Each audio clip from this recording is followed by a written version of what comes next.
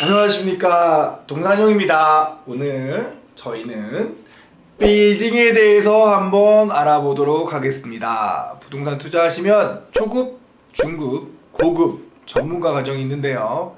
전문가 과정 정도 되면 빌딩 투자로 들어서십니다. 빌딩에 대해서 너무나 궁금한 게 많았는데요. 이번에 빌딩 투자 전문 서적이 하나 나왔습니다. 빌딩 투자 리셋이라는 책이 나왔는데요. 저자를 모셨습니다. 임강선 대표님 모셨습니다. 반갑습니다. 네, 안녕하십니까. 반갑습니다. 저희가 그 부동산을 공부하다 보면 빌딩 투자 너무나 궁금합니다. 네. 빌딩에 대해서 저희가 잘 알아볼 수 있는 책을 내주셨다고 해서 저희가 이제 봤는데 내용이 너무나 유익해요. 너무나 많은 이야기들이 담겨 있더라고요. 제가 그래서 질문거리들을 좀 준비했거든요. 이런 질문이었어요. 일단 제일 중요한 거는 지금 빌딩을 사도 되나요? 아파트도 있는데 지금 꼭 빌딩을 사야 되는 걸까? 아니면 경기가 안 좋아질지도 모른다는데 나는 지금 빌딩을 사야 되는 건가? 어떻게 생각하시는지요? 투자는 지금 하셔야 됩니다. 아, 지금? 네, 부동산은 뭐 지금이 가장 저렴하고요. 네. 물론 이제 급등세로 인해서 어려운 지역이 있긴 하지만 항상 가장 많이 말씀하시는 게 그때 그거 샀어야 돼요입니다. 좋은 매물이 왔다면 지금 사셔야 되는 게 맞습니다.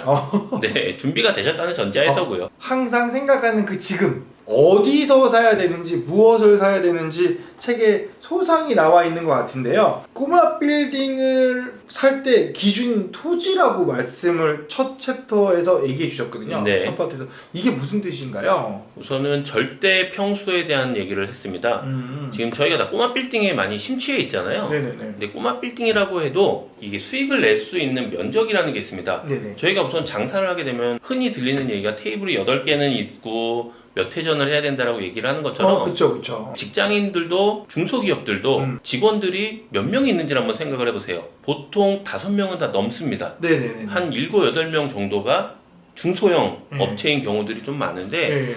이 직원들이 한 사람당 많게는 한 2평 정도씩 차지하고요. 네네네. 탕비실 있고 대표실 있고 회의실까지 진행을 한다면 20평이나 20평 초반 건물로는 구조가 안 나옵니다. 그래서 저는 중소형을 위해서는 30평 정도의 전용 면적이 나와야 된다 라고 해서 연면적이 아니라 토지로 얘기를 해가지고 건폐율이 있지 않습니까? 예. 건폐율이 계산을 해서 전용 면적이 30평 가까이 나와야 된다라고 좀 말씀을 드리죠. 아, 그렇군요. 네. 이 사용하는 면적이 30평은 나와야지 단위 면적 대비 효용성이 좋은 거라는 뜻이죠. 그렇죠. 그리고 수요자들이 많습니다. 요즘에는 지금 이제 공유 오피스들 많이 있잖아요. 네네. 위역이다, 패스5다 여러 가지가 있기 때문에 그곳이랑도 경쟁을 해야 됩니다. 근데 비슷한 금액으로 진행을 하신다면 밀릴 수밖에 없어요. 워낙 시설이 잘 돼 있다 보니까. 예. 그래서 직원들이 어느 정도 있는 수요층을 좀 노리셔야 되는 게 예. 가장 보편적인 방식이다 라고 좀 말씀을 드립니다. 우리가 흔히들 많이 진행하시는 게 꼬마 빌딩이라는 걸로 진행을 하시잖아요. 예. 근데 꼬마 빌딩 같은 경우에는 대지가 한 60평 정도라고 하면 60평에 3종이면은 50%잖아요. 예. 30평이 되고요. 네. 30평에서 계단이랑 엘리베이터가 들어가면 네네. 실질적으로 한 20평 수준밖에 안 남습니다. 네네. 그러면은 여기에 대한 리스크를 말씀을 드리는 거죠. 그래서 30평 정도가 나온다면 임차사들의 수요가 풍부하다. 그래서 리스크가 좀 줄어들 수 있다라는 걸 말씀을 드리는 겁니다. 야, 이게 이제 숫자로 설명해 주니까 훨씬 이해가 가고 네. 납득이 가네요. 납득이. 네, 알겠습니다. 네, 감사합니다. 이게 원래 저희 같은 사람들이 좀 지을 때는 엘리베이터하고 복도 공간을 한 5평 담는데 여유 있는 강남 건물이다 보니까 10평 담나 봅니다. 네. 그러면 이 두 번째 소주제가 보면 3종 주거와 2종 주거의 차이를 좀 알아야지 빌딩을 살 때 도움이 되나 보죠? 방금 말씀드렸던 건폐율이랑 같이 이어지는 건데요. 이제 동산 형님 같은 경우도 이제 빌라 쪽으로 전문가시잖아요. 네네네. 그러면은 2종이냐 3종이냐에 따라서 뭐 땅에서 뭐 12평짜리 투룸과 8평짜리 원룸, 7평짜리 원룸을 놓으실 때에 넓게 여러 세대가 들어가는 게 좋잖아요. 예. 그렇기 때문에 2종이 들어가서 바닥 면적을 넓게 할 수 있냐 아니면 3종이 들어가서 층수를 높게 할 수 있냐의 차이를 얘기하는 것이고요. 실질적으로 대지가 넓지 않다면 2종이 더 효율적입니다. 아무래도 들어와서 활용할 수 있는 활용 범위가 달라지기 때문에 그런 부분에서는 2종을 선택하시는 게 맞고 좀 대지가 그래도 100평 이상이 된다고 하면 그때 이제 3종에 대한 부분을 투자해가지고 좀 더 효율성 있고 높이 지을 수 있는 건물로 수익을 극대화시키는 게 방법이신 거죠. 이 건물 하나 투자할 때도 2종 일반 주거 지역이냐 3종 일반 주거 지역이냐에 따라서 바닥에 납작하게 앉힐 수 있는 뭐 법적인 부분 또 높게 올릴 수 있는 부분을 잘 생각하면 그 답이 보인다는 뜻이네요. 네. 그렇군요. 결론은 그래서 2종 1종 2종이다? 상업지역이다. 돈이 그, 문제죠, 돈이. 역시 네. 가격이 달라서 네, 상업적이다. 그렇죠. 네. 예. 이길 수가 없죠. 네, 상업적. 그거는 어쩔 수 없습니다. 상권과 명칭을 우리가 정의해 볼 수 있다고 말씀을 하시더라고요, 책에서. 네. 이거 어떻게 가능한 건가요? 우선은 지금 정의가 되어 있는 게 없습니다. 역세권. 그렇죠. 역세권이 지하철역에서 몇 미터까지입니까? 일반적으로 500m라고들 하시죠, 법에서는. 500m요? 모든 지역이 500m라면 모든 지역이 역세권이라고 하더라고요. 네. 그거를 이제 음. 딱 규정할 수는 없고 책을 쓰기 전에 검수를 한다고 많이 찾아봤는데도 네. 상권이라는 거는 이제 상업시설이 이제 들어와 있는 곳이다라는 거 정도였습니다. 근데 상권이라고 하면은 저희가 이제 메인 상권들이 있습니다. 네네. 제가 책에서는 옛날 구 신천 상권으로 좀 얘기를 했는데요. 네네. 대로변 상권 그리고 그 바로 이면에는 상업 지역에 있는 숨은 골목이라 좀 조명이 없습니다. 네. 거기는 이제 숙박 시설들이 몰려 있고요. 그리고 그 뒤로는 메인 상권이 있습니다. 그리고 뒷골목에는 이제 제가 정의를 했는데 일부 부동산에서는 좀 사용하고 있는 표현입니다. 날개 상권. 날개 상권. 예, 메인 상권의 끝자락에서 유동인구를 어느 정도 유입할 수 있는. 끝에 있어서 날개 상권. 네, 그렇습니다. 그런 이제 날개 상권에 대해서 얘기를 했고요. 그리고 또 하나 제가 같이 진행을 했던 게 서브 상권이라는 걸 썼습니다. 서브 상권이라는 표현은 거의 쓰지 않으시는데요. 이것도 제가 좀 정의한 표현이고요. 이태원의 서브 상권이 경리단길이었고요. 방이 먹자골목에 서브 상권이 속리단길입니다. 물론 이제 속리단길은 뭐 석촌호수부터 여러 가지 이슈들이 있긴 했지만 실질적으로 이어지지 않는 상권에서 땡길 수 있는 힘이 있어야 되는 상권들을 저는 이제 서브 상권이라고 했어요. 메인 상권에서 벗어나는 그런 곳들이고요. 그래서 이런 상권마다 그 입지에 맞는 가격대와 상품이 구성이 달라져야 된다. 라는 내용들을 좀 제가 정의를 해봤습니다. 그래서 상권의 명칭을, 그러니까 상권의 특징과 현황을 알아야 된다는 뜻이네요. 네, 그렇죠. 그걸 구분할 줄 알아야 빌딩을 볼 수 있는 거군요. 상권을 구분을 하면 네. 세부적으로는 이제 골목이 나뉘어지게 됩니다. 내가 손님이 땡길 수 있는 자리인지 네네. 아니면 유동인구만으로 영업이 되는 자리인지도 내가 건물 임대인으로서 임차인을 잡을 때에 분명한 선택의 기준이 될 수 있는 거죠. 그 요거를 간판을 보면 상권이 보인다고 같이 연계해서 생각하면 되는 건가요? 근데 간판을 보면은 이 상권의 색깔이 보입니다. 예를 들어 학원가라고 하면은 주로 이제 학생들이 먹는 프랜차이즈들이 1층에 들어와 있습니다. 네. 그리고 그 이면으로나 아니면 잘 보이는 자리는 부모님들이 소비하는 게 들어와 있어요. 그러면은 이 소비군이 보입니다. 누가 소비를 하는 자리고 그 소비하는 사람들이 이쪽을 어떻게 지나가고 여기서 왜 소비를 하는구나가 보이기 때문에 그런 형식으로 상권을 좀 구분할 수 있어야 된다라는 걸 얘기를 하는 거죠. 그렇구나. 이렇게 재밌는 책 얼마나 많이 팔렸는지 지금 몇 세까지 나올지 기대되는데요. 그 부동산은 테마다가 이제 2부로 네. 들어가요. 부동산은 테마다. 부동산은 어떤 테마가 있는지 이렇게 보다 보니까 결국은 각 상권마다의 어떤 그 현황과 특징을 말씀해 주신 것 같아요. 네. 재밌었던 거는 제가 이제 아무래도 강남에는 가로수길이라고 네. 알고 있는 나이다 보니까 네. 지금도 그런지 모르겠는데 네. 나이대가 그러다 보니까 네. 네. 가로수길이 몰락했다고. 네. 제가 이제 얘기하는 거는 가로수길 상권이 아닙니다. 거기는 신사역 상권입니다. 소비가 진짜 이루어지는 곳은 신사역 상권이고요. 네. 가로수길은 뭐 어찌 보면 종로의 대로변처럼 기업들이 들어와서 판매를 할 수 있는 상품이고 마케팅을 할 수 있는 자리인데 그곳을 너무 개인 투자자들이 너무 밀집이 되신 것 같아요. 그러면서 좀 어려움을 겪었고요. 그리고 하나 좀 말씀을 드리면 우리나라 대형 운용사에서 네네. 자산 운용사에서 거기를 새로운 소매가 가능한 건물을 지었습니다. 4필지인가 5필지? 아마 아실 거예요. 근데 거기가 지금 이지스? 모르는 걸로 하겠습니다. 네, 거기서 이제 이지스에서 진행을 했던 건데 네. 사실 사람들이 몰리고 핫플이라고 하니까 들어간 거잖아요. 네. 근데 이게 뭐 시작은 쌈짓길인데 그 쌈짓길에서 유사하게 상품을 만들었지만 실질적으로 개인 소비가 이루어지지 않는 곳이에요. 그렇기 때문에 결국은 소비자의 어떤 선택을 못 받은 거죠. 음. 실질적으로 소비가 이루어지는 데는 신사역입니다. 네네. 그리고 예전부터 있었던 그 세로스길까지는 소비가 좀 이루어져 있고요. 그리고 제가 볼 때는 저기 강남 아파트라고 네. 그 상가 있는 거 아십니까? 네. 그렇죠. 네, 거기가 밤 늦게까지 새벽까지 좀 이루어지는 네. 술집인데 거기 1층에 보면은 뭐 달래장이라던가 음. 유명한 프랜차이즈들도 많이 들어와 있습니다. 음. 오히려 거기가 더 뭐 요즘 얘기하는 핫플이 음. 신사역 상권이지 음. 가로수길은 뭐 저는 제가 기준하는 거는 압구정동의 서브 상권이었습니다.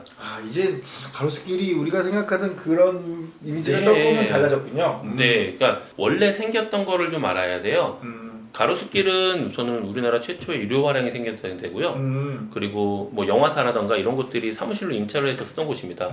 뭐 아실 것 같은데 예전에 가면은 대로변에 골동품 같은 것도 좀 있고 예술 작품들이 있었잖아요. 예. 그런 골목이지 소비와 수익이 있는 골목은 아니었어요. 근데 거기가 가로수길에 대한 이슈화로 인해 가지고 좀 과도하게 좀 가격이 올랐다고 보여지고요. 원래 사람들이 가로수길 압구정에서 놀다가 거기서 좀 여유가 더 있으신 분들이 가로수길에 좀 아지트를 좀 삼으시거나 새벽까지 노는 문화가 좀 있었던 거예요. 근데 가로수길 대로변은 아니었습니다. 그 안쪽이었기 때문에 가로수길은 압구정 로데오에 저는 서브 상권이다라고 얘기를 했어요. 그리고 거기에 대한 내용은 책에 자세하게 적어놨습니다. 그러니까요. 사실 이제 신사동이니까. 네, 그렇죠. 신사동이니까 신사역하고 조금 떨어져 있는 신사동이다 보니 정확한 말씀이신 것 같아요. 위치 포지션도 네네. 실질적으로.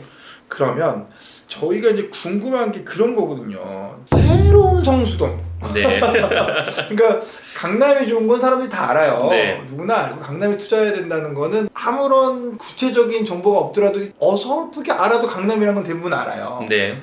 이게 부산에 사는 분이든 뭐 광주에 사는 분이든. 근데 중요한 건 우리가 바라는 건 성수동 같은 거거든요. 성수동. 그러니까 예를 들면 옛날엔 쌌는데 지금은 비싸지는 곳. 네. 평당 3천에서 평당 2억이 될 수 있는 곳. 그렇죠. 이런 곳을 저희가 바라. 네. 너무 욕심이죠? 저 성익분인가요? 소개 좀 시켜주시면 돼요. 네. 이 성수동의 장점도 좀 잘 말씀해 주신 것 같아요. 네. 용도 지역분이라고 하셨는데 이건 어떤 공부를 하면 될까요? 우선은 말씀 주셨던 급등하는 물건을 찾는 거에 대한 걸 한번 역으로 말씀을 드리면 네네. 상권이 성장하게 된 마케팅 포인트가 있습니다. 예. 신도시 같은 경우는 다 뭐라고 합니까? 강남 몇 분, GTX 아무도 안 타는데 예. 강남 몇 분 이렇게 얘기하잖아요. 네네. 성수동은 장점 중에 하나가 압구정과 가깝다였습니다. 그렇죠. 근데 그때 성수가 떴을 때는 네. 압구정은 조용했었어요. 그렇게 근본이 되는 지역에 투자를 하시는 건 어떠신가? 라고 저는 항상 말씀을 드려요. 완전히 신흥 상권보다는 네. 신흥 상권은 사실 언제 어떻게 될지 그 지속성에 대한 두려움이 있잖아요. 체력이 모자랄 수도 있다. 네, 그렇죠. 근데 그때 압구정에 투자를 하셨다면 역으로 왜냐하면 성수가 잘 된다는 건 압구정으로 흘러 들어옵니다. 작은 집이 잘 되면 큰 집이 더 잘 되거든요. 그렇기 때문에 기존에 잘 되는 신흥 상권이 있다면 원래 어디서 시작을 됐는가 생각해 보시는 것도 하나의 투자 전략이라고 생각이 됩니다. 성수동 그래서 장점이 뭐냐니까요? 용도 그거. 성수동의 장점은 우선은 문화가 완전히 자리 잡았다는 겁니다. 예, 제가 이제 얘기하는 거는 원래 성수동이 연예인들의 투자부터 시작을 해가지고 한국의 브루클린이라고 해가지고 테마 있는 커피숍이라던가 뭐 블루보틀 1호점이 생긴다던가 이런 것들이 있었는데 실질적으로 2019년이라고 좀 보여집니다. 2019년에 무신사가 들어오면서 문화를 만들고 마케팅을 잘하는 무신사 때부터 팝업이 급성장을 했습니다. 그러면서 팝업에 대한 성지가 된 것이고요. 이제 무신사가 워낙 젊은 MZ 세대들을 잘 땡길 수 있는 힘이 있기 때문에 유동인구가 폭발을 했던 겁니다. 그리고 그게 지금은 자리를 잡았기 때문에 이 팝업이라는 문화가 유지가 된다면 쭉 지속이 될 수가 있는 거죠. 여기서 좀 재밌는 얘기 하나 드리면 이게 언제까지 잘 될 수 있냐도 생각을 해야 됩니다. 무신사가 매각을 했습니다. 근데 또 올리브영이 성수역을 올리브영역으로 변경을 하고 있습니다. 이 두세 가지의 접목 사항에서 과연 이 성수가 팝업만으로 지속을 할 수 있는지 이 부분들을 좀 생각을 하셔야 돼요. 그리고 팝업이랑 플래그십 스토어를 좀 구분을 하셨으면 좋겠습니다. 그럴까요? 그게 어떻게 구분하는 거예요? 플래그십 스토어하고 팝업하고 어떻게 달라요? 팝업은 뭐 단기고요. 플래그십 스토어는 장기입니다. 최소 1년에서 2년 이상 되고 있고요. 근데 지금 저희가 성수디올, 네. 성수디올이 다들 팝업 그러잖아요. 네. 거긴 플래그십 스토어입니다. 아, 그래요? 그래서 얼마 전에 연장 계약을 했고요. 워낙 이슈가 되다 보니까. 그리고 그 아모레퍼시픽에서 좀 규모가 작은 건물이지만 연무장길에 건물을 하나 샀습니다. 또? 이것도 매입을 했다는 거는 장기적으로 갈 수 있다는 거기 때문에 이 장기적으로 지속성이 얼마나 유지가 될 수 있는지가 제가 볼 때는 성수동이 가장 큰 포인트가 되지 않을까 생각을 합니다. 저는 사실 이런 게 너무 재밌어요. 그 부동산 공부 중에서 제일 재밌는 거는 지역 돌아보기인데 네. 종로 있잖아요. 네. 종로 얘기도 좀 짚어주실 수 있으신가요? 예. 종로가 사실 좀 망가진 상권 아닌가요? 종로는 예전만 못한 상권이죠. 그리고 망가진 거는 상품으로 구분하라고 얘기합니다. 종로의 망가진 상권에 대한 얘기를 할 때는 그 젊음의 거리 초입에 있는 뱅뱅이였습니다. 뱅뱅이 두 개층을 전체 쓰고 있었는데 신문 기사를 보면은 그거를 기준으로 해서 종로가 예전만 못하다, 공실이 많다라고 하는데 대로변 상가는 공실이 많고요. 이면에는 공실이 없습니다. 여기서 이제 상품으로 종로에서 먹으러 오는 사람들은 꾸준한데 소비하는 사람들은 꾸준한데 대로변에서 어떤 안테나 형식의 마케팅을 위한 내용들이 좀 사라진 거죠. 이제 이거는 이제 저희가 온라인으로 많이 바뀌면서 택배가 늘어나면서 변화된 구조인데요.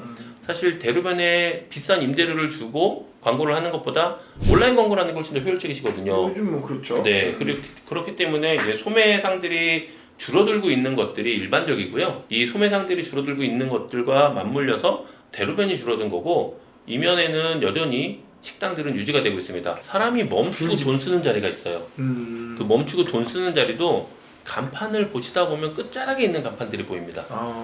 그 끝자락에 있는 간판들 뒤로는 진짜 한 건물 차인데도 안 가고요. 그리고 사람들이 목적을 가지고 장소에 가잖아요. 네. 그 목적을 가지고 퍼질 수 있는 범위가 있습니다. 그런 범위들도 간판을 보면서 이 뒷건물이면은 사람이 자연히 오는 곳이 아니라 유입을 시키는 가성비라던가 인테리어라던가 이런 것들이 있어야 되는 자리구나라는 것을 좀 구분할 수가 있습니다. 그렇군요. 일단 목적이 있어야 보이는 거고 간판을 보면 좀 더 이제 그 동선이 눈에 보이는군요. 네네. 감사합니다. 종로가 다시 조금 뭐 살아나나 보네요. 대학로가 이제 강북에서는 그래도 중심지 역할을 하고 있잖아요. 네. 옛날에 신촌 아니면 대학로 저희 젊었을 네네. 때 많이 갔었는데 네. 마로니 공원이죠. 그렇죠. 거기서 그 야외 공연하시는 분도 굉장히 많았고. 네. 요거 이제 그 홍대하고의 어떤 문화 관계가 어떻게 되고 있는가요? 좀 이어지는 거예요? 지금 어떻게 되는 거예요? 이게? 지금 이제 제가 이제 문화라는 테마로 얘기를 했었는데요. 네네네. 그 홍대는 네네. 인디밴드 음악입니다. 아. 원래는 강남에서 신촌에서 음악을 하시는 분들이 홍대로 가셨어요. 그게 이제 인디밴드가 된 거고요. 원래는 이제 미술 하시는 분들이 하던 지하 사무실이나 주차장 같은 공간을 빌려서 시작을 했던 건데 네네. 그렇게 음악에 대한 문화가 있고요. 그리고 대학로 같은 경우는 우리나라 뭐 연극이나 공연의 성지지 않습니까? 이렇게 꾸준히 유지가 되고 있는 문화가 있다면 그 문화로 인해서 오는 소비자들은 꾸준하다는 얘기를 하고 있는 겁니다. 대학로 마로니 공원 뒤편 쪽으로 네. 보시면은 신축 건물들 많이 늘어나는 거 보셨나요? 예. 그 건물들은 저는 지금 당장의 수익률이나 이런 걸 보지 않더라도 직접 어떤 운영을 하시기 위해서 좀 사신 것 같아요. 근데 그 건물들은 충분히 시세 차익이 저는 발생할 거라고 생각을 합니다. 거기 좀 뒤로 올라가기 시작하면 네. 그 일제 시대에 있었던 그 집들 있잖아요. 적산 가옥. 네네네. 쭉 이렇게 올라가면서 그거를 활용한 카페들도 있고. 네. 그 시장통으로 저쪽으로 가는 라인보다 또 그쪽 동선들도 사람들이 또 변함없이 아끼는 것 같아요. 그 낙산에 네. 낙산 주변으로 해서 카페 골목을 만들려는 내용이 있습니다. 예, 거기서 이제 투자를 해라. 네. 여기서 카페 문화가 새롭게 발생할 것이다라고 얘기를 하는데 낙산의 카페 골목 저는 안 된다고 생각합니다. 거기는 걸어 올라가야 되고 마을버스 타고 가야 되는 자리잖아요. 네, 걸어가야 돼요. 네, 한참을 걸어 올라가야 네. 되는데 한 번은 가겠죠. 음. 이쁘다고 하면 한 번은 가겠지만 그게 SNS 상권이거든요. 음. 짧게 붐하고 엑시트하고 나오면은 끝입니다. 지속성이 없는 거예요. 그래서 그렇게 경치가 좋다고 사람이 연속해서 방문하는 건 아니기 때문에 그렇게 테마를 인위적으로 좀 만들어내는 것들에 대한 하풀은 좀 조심하시는 게 어찌 보면 일반 투자자분들한테 더 적합하죠. 사실 그 낙산 위에 보면 재개발을 하려는 시도들이 많이 있었는데 네. 그 성각 이런 것 때문에 네. 문화재 보호 차원에서 지금 이루어지지 않았는데 카페로 개발한다니까 희소식이다 싶었어요. 안타까운 마음에. 네. 어쨌든 저희는 도시 재생이 네. 공간 활용이 잘 되는 걸 그렇죠. 바라는 입장에서. 네. 근데 일회성으로 끝나면 아쉬울 것 같은데요. 그런 곳들이 음. 지금 서울에 몇 군데가 있어요. 그래서 저는 요즘에 뭐 연예인 누가 샀다는데 여기 어때요? 라고 말씀을 주시는데 저는 지속성이 없는 거는 생각해 보셨습니까? 라고 반문을 드리죠.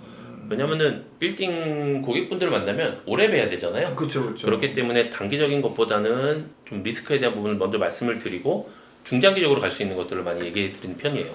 압구정 궁금합니다. 근데 압구정 강남 사셨던 분으로서 압구정 살고 싶습니다. 강남에서 나고 자란 분으로서 네네. 압구정 어떤가요? 압구정은 최고죠. 사실 저는 강남역보다는 압구정을 좀 많이 높게 쳤었는데요. 네. 예전부터 그랬습니다. 우선은 압구정은 오렌지족, 돈을 쓰려고 하는 사람들이 모이는 데고요. 네. 의시되고 싶은 그런 사람들이 많이 응집되는 곳이고 실질적으로 그 주변의 인구들도 고소득자가 많습니다. 지금 이제 성수동이랑 한번 얘기를 드리면 성수동이 압구정동이랑 가깝다는 게 장점이라고 했잖아요. 성수동의 팝업이 이미 압구정으로 넘어왔습니다. 근데 압구정과 성수동의 차이점은 성수동은 팝업이 좀 많고요. 압구정동은 플래그십 스토어가 더 많습니다. 그러면은 플래그십 스토어는 장기라고 말씀을 드렸잖아요. 예. 그러면 이 문화의 지속성을 압구정을 또 높이 쳐준다는 거죠. 그렇기 때문에 소비가 꾸준히 이루어지고 고소득, 단가의 상승도 충분히 여력이 되는 곳이 압구정입니다. 압구정에 좀 포인트가 될 만한 지역? 압구정에서 포인트가 되는 골목은 도산공원에서 동쪽변입니다. 그 도산공원 입구에 있는 그 길이 있는데 네. 거기에는 에르메스 플래그십 스토어가 이미 들어와 있어요. 이미 플래그십 스토어가 들어와서 지금 진행을 하고 있고요. 이미 예전부터 명품이 진짜 명품은 거기였습니다. 청담동이 뜨기 전부터 진짜 고급스러운 데는 도산공원 그 앞에 있는 길이었고요. 그 길을 따라서 도산공원과 압구정 로데오 사이에 있는 곳들이 지금 굉장히 뭐 여러 가지 팝업이라던가 뭐 빵집이라던가 이런 유명한 매장들이 많이 들어와 있고 올해 막 초에 변하고 있나 보군요. 그 움직임이 이미 많은 변했습니다. 움직임이 많은 곳이네요. 네, 이미 변했고요. 이미 압구정 로데오보다 더 비싸게 팔리고 있는 지역이라고 좀 보시면 되고 그 젠틀몬스터에서 네네. 기존에는 임대를 하고서 플래그십 스토어와 뭐 팝업을 하면서 같이 있던 공간에서 네. 바로 그 윗블록으로 해가지고 두 필지를 이미 매입을 해서 올해 초에 매입을 해가지고 이제 신축에 들어갈 걸로 보여집니다. 자꾸 매입하네요. 자꾸 강남 압구정도 자꾸 매입하고 우리도 빌딩 하나 매입하고 싶습니다. 그렇지 않습니까, 시청자님들? 그러면 그 우리가 세 번째 이야기를 한번 나눠볼까 해요. 네. 세 번째 이야기는 좀 어려워요. 상권의 원동력과 네. 빌딩의 상품성. 다른 주제는 없었나요? 좀 어려워. 힘을 가진 관습과 빠르게 퍼진 SNS. 이거 네. 어떤 내용이에요? 동시에 얘기를 하면 네네.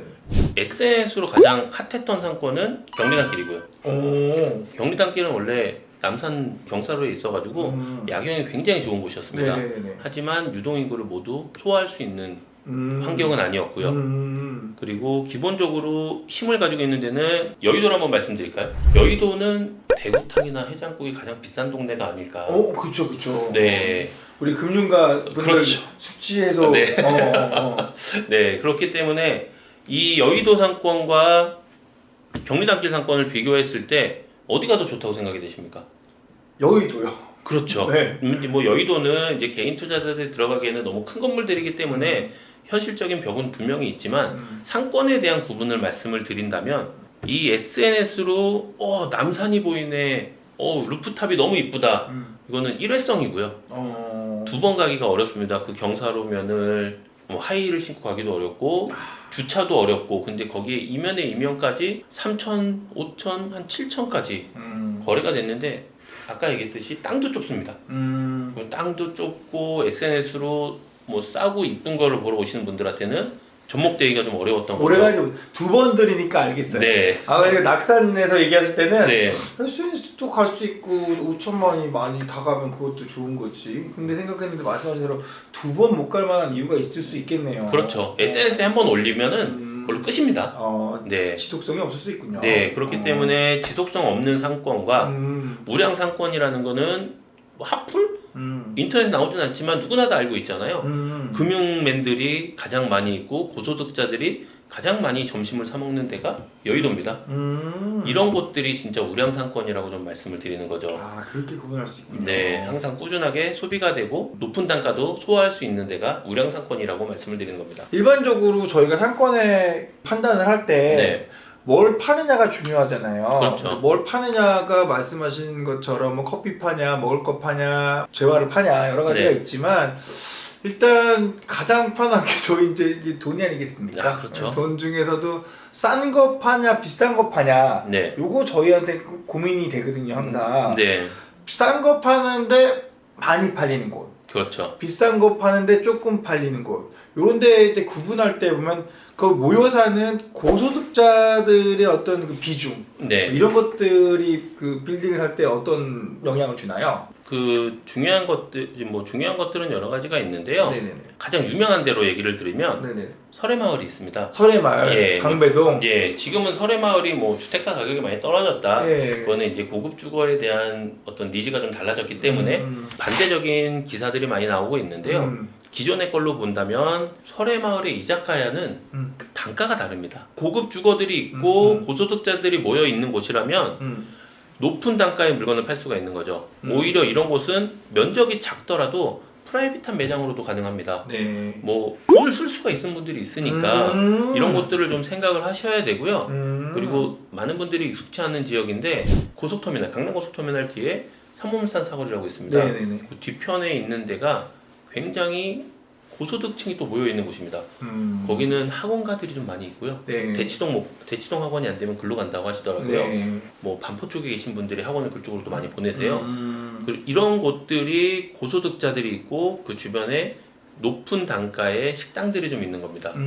이런 곳들에서 하신다면은 오히려 좀 더 안정적으로 유지가 될 수 있는 거죠. 월세를 많이 받을 수 있으니까. 그렇죠. 아, 그게 우리가 또 빌딩 할 때 꼭 알아야 되는 점이군요. 궁금한 거 마저 말씀을 드려보면은 성공한 매장이 있다고 다 좋은 입지는 아니라고요? 네, 그렇죠. 뭐 예를 들어서 이연복 셰프님이 운영하시던 그쪽의 식당가들이 좀 외집니다. 그 연대 옆에 있는데 네네. 기존에 거기 운영을 하시는데 여기 짜장면이 잘 팔린대 네네네. 라고 해서 그 옆집에 짜장면집을 낸다고 네네. 소비가 되지는 않습니다. 네. 여기서 짜장면을 먹고 네. 신촌이나 홍대로 가실 거예요. 예. 예, 그렇기 때문에 외진 곳에서 유명한 상권이 뭐 매장이 있다고 그 주변이 다 좋은 상권은 아닙니다. 소비자들은 안쪽까지 들어와서 유명한 집에서 줄을 서서 먹고 아니면 줄을 서서 구경을 한 다음에 진짜 소비가 되는 곳으로 흘러가게 되는 것이죠. 네네네. 어떤 유명한 매장이 있다고 그 주변이 다 흥할 거다라고 보는 게 아니라 사람이 여기에 오는 목적과 소비하는 위치를 보셔야 되는 거죠. 그거를 우리가 잘 공부해야 된다는 의미를 가지고 그 책에다가 이야기해 주신 거군요. 네네. 성공한 매장이 있다고 좋은 입지는 아니다 네. 라고 하셨어요. 유명한 사람이 투자하는 곳은 독일까요? 아니면 득일까요? 유명한 사람이 투자하는 곳은 저는 안 들어가는 게 좋다고 생각합니다. 아, 그래요? 그냥 단편적으로 말씀을 드리면 주식 관심 있으신데 네네. 신문에 났어요. 네네. 그럼 사십니까? 전 사요. 아, 고평가 이런 얘기 해주시는 네, 거예요? 그렇죠. 아. 이미 어느 정도 진행이 됐을 수가 있어요. 그러면은 요즘에는 어플들이 많이 나와 있잖아요. 뭐 밸류맵이나 디스코라는 사이트만 보더라도 네네. 최근 거래 사례들을 볼 수 있거든요. 그럼 그 당해 연도에 얼마나 팔렸고 전년도까지 얼마나 팔렸는지를 보셔야 됩니다. 유명인이 들어갔으면은 분명히 거기에 대한 정보는 듣고 들어가셨을 텐데 이게 첫 사례라면은 확장성을 보셔야 되고요. 네. 이게 주변에 이미 한 1, 2년 동안 많이 팔렸어요. 그러면 들어가면 끝물릴 수 있습니다. 엑시트가 우선 중요하시잖아요. 네네. 돈을 현금화하셔야 되니까. 그래서 그런 부분들을 좀 같이 보셔라 라고 말씀을 드리고 싶네요. 아, 일단 유명인이 들어갔으면 이슈가 된 거고 그러면 가격이 오른 상태니까 거품이 꼈다 이렇게 볼 수 있겠네요. 그럴 수 있죠. 아, 그 말씀. 그러니까 주변 거래 사례를 함께 보셔야 되는 거예요. 그런 것들을 잘 모르니까 우리가 이 책을 보고 우리 대표님 강의를 잘 들어야 되겠군요. 그러면 우리가 이 200억짜리 이런 거 말고 강북 역세권 이쁜 건물하고 강남 비역세권 네. 보통 건물하고 네. 어떤 거 좋은 건가요? 약간 다른 대답일 수 있는데 송정동의 예쁜 건물하고요. 네네. 역삼동 지하철이 없는 곳에 허름한 건물. 네, 그런 질문이죠. 네. 어떤 걸 사시겠습니까? 라고 말을 하면 네. 저는 이제 단가로 얘기를 하라고 합니다. 네. 비싼 것과 무거운 건 다릅니다. 왜냐면은 뭐 역삼동 같은 경우는 이게 한 100억은 할 거예요. 네네네. 근데 송정동은 50억 합니다. 네네네. 근데 둘 다 단가가 비슷합니다. 네. 평단가로 가게 되면 송정동도 지금은 8천 9천 하거든요. 거의 1억 육박하고요. 네네. 역삼동에서 지하철역이 없는 아래쪽을 보면은 1억 정도 수준에서 왔다 갔다 합니다. 네. 평단가가 1,000만 원 차이가 안 나는 경우들도 있기 때문에 네. 그러면은 평단가가 비슷해요. 네.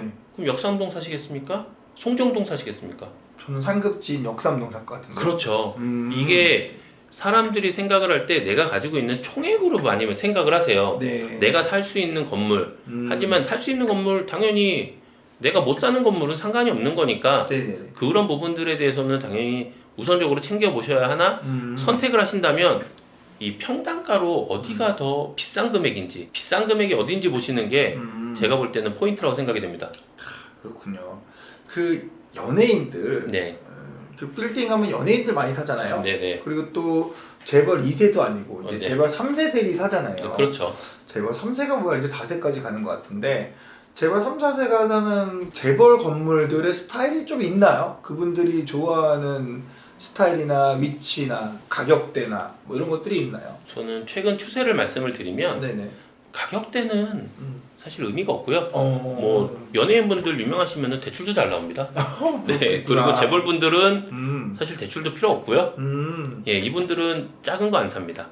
최근 사례로 하나 말씀을 드리면 도산대로 청담동에 이정재 씨가 한 필지를 사신 게 있어요. 이정재 씨가 네. 한 필지를 네. 앞에 필지가 정우성 씨랑 같이 공동으로 매입하신 게 있습니다. 그래요. 예, 대로변 필지와 그 바로 뒤에 있는 필지를 동시에 사가지고 합필하실 계획이신 것 같아요. 두 분이서 네. 친한데 또 그쵸. 뭉치네요. 투자 많이 하세요, 두 분이서. 예. 그렇군요. 청담동에. 네. 근데 여기서 이제 보셔야 되는 건 면적을 합필을 한다는 겁니다. 이게 연예인분들이나 부자분들의 추세예요. 지금 뭐 빗썸이 삼성역 옆에 짓고 있는데도 합필해서 짓고 있고요. 네. 이렇게 규모 있는 건물들로 어떤 공간의 그런 가치를 좀 만들려고 하시죠. 하필이라는 단어는 결국 개발이니까. 그렇죠. 개발을 위한 매입을 하고 계시는군요. 연예인들도. 이제는 네네. 한 필지 그냥 하나의 건물 그대로 갖고 있다 파는 것이 아니고 개발을 하기 시작했네요. 네네. 그래서 이제 개인분들이 투자를 하시더라도 뭐 여력이 되신다면 앞필지랑 뒷필지를 동시에 살 수 있는 거를 찾아보시는 것도 가치를 극대화할 수 있는 방법 중에 하나실 겁니다. 사실 알바기처럼 네. 내가 내 땅이 없으면 네 땅만 가지고는 죽었다 깨도 돈이 안 될 거야. 내 땅 살 거지 하고 이렇게 딱 사두는 거 좀 네. 싸면 네, 그렇죠. 그런 것도 가성비 좋은 투자 방법이라는 얘기시군요. 네. 대로변 땅이랑 대로변 이면 땅이랑 붙어 있는 땅이라면 하 하필했을 때에는 대로변 땅값으로 받을 수가 있습니다. 뒤에 땅도. 예. 그러면은 그 부분은 그냥 상승이 된 거죠, 가치가. 예. 네, 그렇게 볼 수가 있으세요. 그러니까 결국은 우리가 이제 이렇게 좋은 건물들을 고를 때 뭘 봐야 되는지 많이 공부했잖아요. 네. 어떻게 사는지에 대한 이야기를 4부에서 말씀을 하셨어요.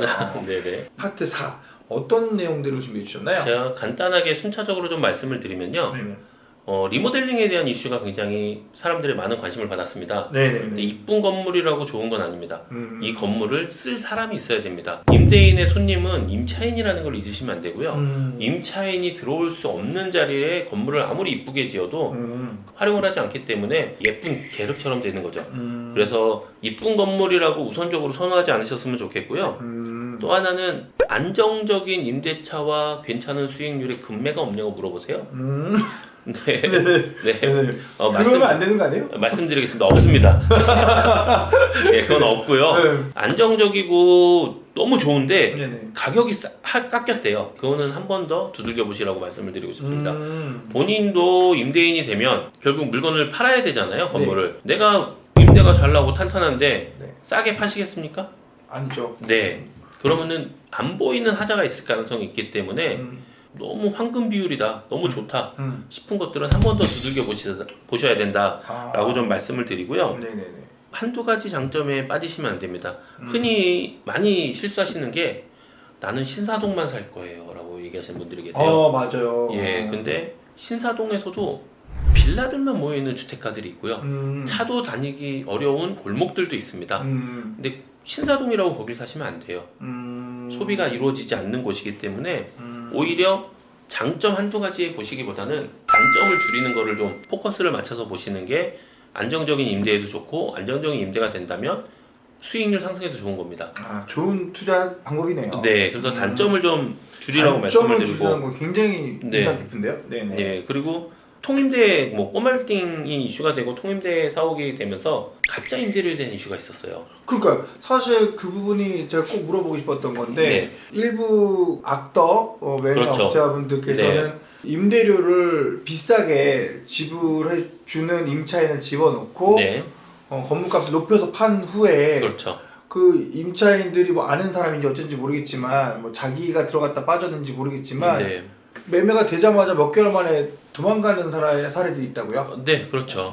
그럴 때는 우선은 임대인이 바뀌면 임차인은 계약을 해지할 수 있는 네. 권리가 생깁니다. 그렇기 때문에 임차인이 그대로 유지할 수 있는 거를 사전에 얘기를 하는 게 맞고요. 네네네. 이럴 때에는 그 임대차 확약서 같은 거를 작성을 하시는 게 좋다고 저는 생각을 합니다. 임차인과 임대인이 변경되는 거를 알고 있음에도 불구하고 나는 임대차를 유지하겠다라고 대화를 해놓은 거기 때문에 예. 임대인이 그냥 여기 계속 써요 라고 말하는 것보다는 훨씬 더 그 공신력이 있고요. 그리고 회사를 볼 때에 최소한 그 회사 홈페이지라도 좀 들어가 보셨으면 좋겠어요. 임차인의. 네, 그렇죠. 예. 이 회사가 아무런 것도 없고 직원들의 모습도 좀 아니다 라고 하면은 좀 더 꼼꼼히 살피시고, 그래도 이 건물을 사신다면 임대료보다는 보증금을 높이시는 게 좋습니다. 정말 그게 불안하시다면. 그래가지고 보증금을 높게 뭐 한 2년치 정도라도, 보통 이제 10달에서 뭐 15달 사이 정도를 받으시는데 네. 보증금을 높게 받으면은 오히려 뭐 임대인 입장에서는 크게 뭐 리스크 나는 건 아니시잖아요. 자, 그리고 예. 주의해야 될 게 또 있는 예, 건가요? 그리고 들어가지 못하는 지역, 들어가면 안 되는 지역이라고 제가 한 게 있는데요. 네네. 예를 들어서 상업 지역이 쭉 이어져 있는데 여기에 건물을 그냥 높게 진다고 되는 게 아닙니다. 네네. 제가 말씀드리는 간판의 이미지를 보면은 여기에 높은 임대료를 낼 수 없는 곳이 있습니다. 그건 내가 건물을 높게 짓고 운영을 할 수 있어도 네. 임차사가 안 들어오는 지역이에요. 그렇기 때문에 내가 못하는 게 아니라, 뭐 예를 들면은 지방 터미널 근처는 다 상업지역이잖아요. 네. 거기에 고층 빌딩 지을 이유가 없잖아요. 예. 이런 것들을 내가 들어가서 내가 잘해도 안 되는 지역인 거를 좀 미리 판단을 하셔라 라는 내용이 좀 적혀 있고요. 마지막으로 제가 숙려단행이라는 표현을 썼습니다. 아, 뭐라고요? 숙려단행입니다. 숙려단행. 네네. 어렵네요. 예, 유식한 척 한번 해봤습니다. 아니, 가끔 우리 전문가님들이 오셔서 네. 이렇게 질문을 한다든지 사자성어를 말하면 제가 참 답답해지네. 네네네. 네, 그 깊이 생각하고 단호하게 행동하라는 뜻인데요. 네네. 빌딩은 지금 사는 게 맞고, 하지만 빠르게 살려고 하는 건 아닙니다. 그렇기 때문에 내가 판단을 할 수 있는 능력을 키우시는 게 중요하고, 좋은 물건이 왔을 때에 과감하게 선택하시는 게 중요하다는 표현을 좀 드린 거고요. 네. 이게 빌딩 투자를 잘 하시는 분들의 기본적인 성향이세요. 네, 그렇군요. 이렇게 개념 정리부터 정리를 확실히 해야 네. 좋은 빌딩 투자를 할 수 있다라고 생각이 저도 들긴 하네요. 저희가 항상 이 불인의 입장에서는 네. 가서 보는 게 주변의 월세 가격하고 매매 가격 네. 따져가지고 내가 은행 이자는 낼 수 있는가 네. 이런 거 좀 보고, 요거 사면 내가 은행 이자보다 나은 수익률이 또 나오는가. 네. 그래서 내가 5%, 4%, 3% 받아가지고 나 다달이 먹고 살 수 있는 돈이 나오냐, 뭐 이런 거 좀 보잖아요. 네. 또 그거뿐만 아니라 뭐 이런 얘기 하잖아요. 건폐율 용적률은 좀 있어서 이 건물을 또 딴 데 써먹을 수 있냐, 뭐 이런 것들을 이제 주로 보거든요. 네. 그런 이야기들이 지금 여기 이제 5번째 이야기로 구성이 되어 있는 것 같아요. 네. 건폐율 용적률 같은 것들은 기본적으로 건물 살 때 필요한가요? 원래는 건물 그대로 사시는 분들이 많나요? 아니면 그 사서 뭔가 다시 한번 개발하려는 분들이 많나요? 개발하려고 하시는 분들이 더 많아진 추세시죠. 아, 그래요? 네네. 아무래도 이제 코로나 때 네네. 다이나믹한 소득을 올리신 분, 수익을 올리신 분들이 많기 때문에 네네. 그런 것들을 이제 기반으로 참고 사항으로 해가지고 그만한 수익을 올릴 수 있는 물건들을 계속 찾으세요. 그런 추세가 요즘에 이제 계속 이어지고 있다고 볼 수 있고요. 건폐율이랑 용적률은 간단합니다. 건폐율은 바닥이고요. 용적률은 높이죠. 너무 잘 아시잖아요. 네네네. 근데 이거를 너무 복잡하게 생각하신다기보다는 내가 바닥 면적에서 몇 평을 쓸 수 있고 몇 층까지 올릴 수 있냐 그걸 생각하시면 되고, 뭐 용적률에서는 딱 두 개 말씀드려요. 지하랑 주차장은 안 들어갑니다. 그렇기 때문에 경사면에 대한 얘기를 네네. 여러 곳에서 말씀을 드리고 있잖아요. 경사면을 활용한 1층 상가 활용하기, 이런 식으로 얘기를 많이 하는데, 경사면에서 50% 지하로 내려간다면 그건 지하로 활용되고 임대료는 1층 상가 임대를 받을 수 있다는 거, 이런 것들을 이제 기준으로 간단하게 좀 말씀드리고 있습니다. 근데 이제 주로 일반적인 분들은 리모델링을 많이 생각할 것 같은데, 네. 리모델링 할 때 보면 저희가 사업 수지를 위해서 네. 소방이라든지 주차장, 엘리베이터 요거 세 개 꼭 보거든요. 네. 요거 세 개가 어떻게 달라지는지 뭐 그것 때문에 좋게 된 사례 같은 거 하나 얘기해 줄 수 있는 게 있으신가요? 우선은 엘리베이터는 요즘엔 보편적으로 장인 엘리베이터를 넣습니다. 아, 그렇게 크게? 네, 크게 넣어도 장인 엘리베이터가 지금 이제 건폐율에 포함되지 않기 때문에 그 면적만큼 높이로 사용할 수가 있어서 이거는 지금 이제 보편적으로 시장에서 다 사용하고 있는 기준이고요. 네. 그리고 소방 같은 경우는 이제 면적에 따라서 소방법이 강해지고 약해지고 하잖아요. 네. 그래서 그 한 개씩까지만 예, 지으시는 분들이 있으시고, 주차는 이건 제가 직접 해드렸던 건데 제가 강의할 때 이거 말씀드리거든요. 제가 2019년도에 설계부터 이제 컨설팅 해드린 게 있는데, 그때 과감하게 1층을 포기하고 주차를 50평 남짓의 땅이었는데 주차를 9대 넣을 수 있게 설계를 해드렸습니다.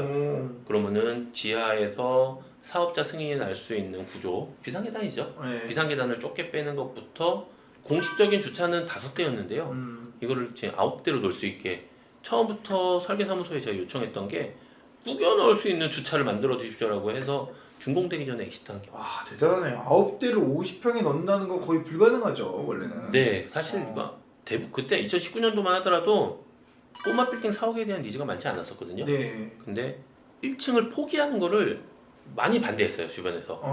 근데 제가 과감하게 좀 말씀을 드렸죠. 강남은 주차장이다. 그리고 대표님이 자주식 주차라고 손님이 자주식 주차하는 걸 원한다. 직원은 안쪽에 1열 주차하면 된다. 아, 4억인가 보네요. 예, 4억으로 맞췄습니다. 상가가 아니면 가능하겠네. 네. 그러니까 상가를 포기한 거죠. 어. 그래서 제가 또 사례를 하나, 이거는 이제 너무 오픈된 데서 말씀드리기는 소유주분이 계시기 때문에 어려운데, 그런 거 해줘야지. 이거 얘기하면 어딘지 안 말하면 돼요. 우리 모르는 네. 걸로. 네, 요거 강남권이고요. 네. 강남에서도 더블 역세권입니다. 네네. 근데 1층에 12평짜리 상가를 만든 거예요. 예. 땅도 좁은데 네. 12평짜리 상가가 임대료가 350이었나? 예. 그 정도인데 금액이 중요한 게 200여도 못 들어옵니다. 왜냐면 바로 앞에 커다란 편의점이 이미 10년 넘게 운영이 되고 있어요. 그러면 12평에서 월세 300을 어떻게 냅니까? 임차인이 수익을 만들 수 없는 구조가 그거예요. 그러면 과감하게 1층을 포기하고 위층에서 임대료를 높일 수 있게 주차 공간을 확보하는 것도 저는 하나의 방법이다. 왜냐면은 안정적인 운영이 어찌 보면은 리스크 헤지가 가장 큰 수익의 근원이 될 수 있거든요. 지금 준공된, 되게 이쁘게 지었거든요, 건물. 네. 준공된 지 한 2년 정도 됐는데 안 들어왔습니다. 아직 공실이고요. 그거는 뭐 기회가 된다면 제가 그 사진으로 추후에 한번 보여드리도록 하겠습니다. 아, 감사합니다. 그런 것들을 우리가 참고해서 빌딩 투자할 때 다들 조심하고 해야 되겠습니다. 자, 그러면 감정평가 방식이 원래 이제 세 가지가 있잖아요. 네. 원가 분석법, 수익환원법, 비교사례법. 이런 것들도 많이 물어들 보시나요? 건물 매입하시는 분들. 사실 어떤 걸 제일 선호하세요? 소비자분들, 그러니까 고객분들 중에서 감정평가 방식을 모르시는 분들이 거의 대부분이시고요. 아, 그래요? 네, 그러니까 이 부분에서는 가장 중요하게 많이 사용하시는 게 비교사례법이죠. 옆 건물이 얼마. 그리고 그게 편해. 네, 평당 단가하고 그렇죠. 전체 매가. 네, 이 두 개가 제일 편해요. 구분할 그게 때. 제일 간단하고요. 네. 가장 정확하니까요. 네. 근데 여기서 제가 말씀드리는 거는 상권에 대한 입지와 비교사례법을 같이 섞어서 보셔야 된다라고 좀 말씀을 드리는 거고요. 제가 이제 수익률 계산할 때에는 네네. 관리비는 빼고 네. 임대료를 단순 수익률로 계산하는 걸 항상 말씀을 드려요. 다들 뭐 이자가 어떻고 물론 이제 음. 금리를 한 지렛대 효과에 대한 수익률 계산법도 넣기는 했는데 네네. 금융사에서 하는 수익률 계산도 음. 이 단순 수익률 계산을 기반으로 하고 있습니다. 네네네. 여기서 더 디테일하고 복잡해지는 거지 단순 수익률을 벗어나는 건 아니거든요. 왜 제가 단순 수익률을 말씀을 드리냐면 빠르게 보셔야 돼요. 이게 좋다 나쁘다를 판단하셔야지 살지 말지 판단을 하시거든요. 그 단순 수익률로 이건 살만하다 할 때 그때 복잡한 기법으로 보시는 게 정답입니다. 일단 월세 기준으로 보라는 얘기시죠? 네, 그렇죠. 관리비 빼고 네, 그 관리비를 또 비싸게 받아가지고 월세가 싼 것처럼 보이게 하시는 분들도 있던데. 그거는 이제 잉여 수익이라고 이제 흔히 표현을 하는데 네네. 그 부분도 수익으로 계산을 해야죠. 근데 그 그렇구나. 부분도 수익을 계산을 하는데 일단은 그냥 월세 기준으로 단순하게. 아니다. 그거는 넣어야 되는 게 맞아요. 그래요? 왜냐면은 월세보다 관리비가 비싼 건물도 있습니다. 그러니까요. 그런 데가 있어가지고 네. 깜짝 놀라 속았다 이런 데 있잖아요. 네. 예. 그렇군요. 그런 것도 좀 잘 보면서 정확하게 이제 실질 수익이죠. 그걸 이제 수익률 환원법으로 했을 때 가격을 매길 때 필요한 정보들이 있네요. 네, 그렇죠. 그렇구나. 자, 이런 것들 가지고 우리 이제 건물의 가격을 매기고 하는데 이런 게 일단 우리한테 불인이한테는 우리 피부에 와닿긴 하거든요. 그러나 이제 개념 정리가 참 중요하다라는 이야기들이 이 책에 많이 담겨 있습니다. 마지막으로 좀 요거 좀 재미있는 것 같아서 우리 불인이한테 필요한 임대단가 비교 및 광고 분석하기.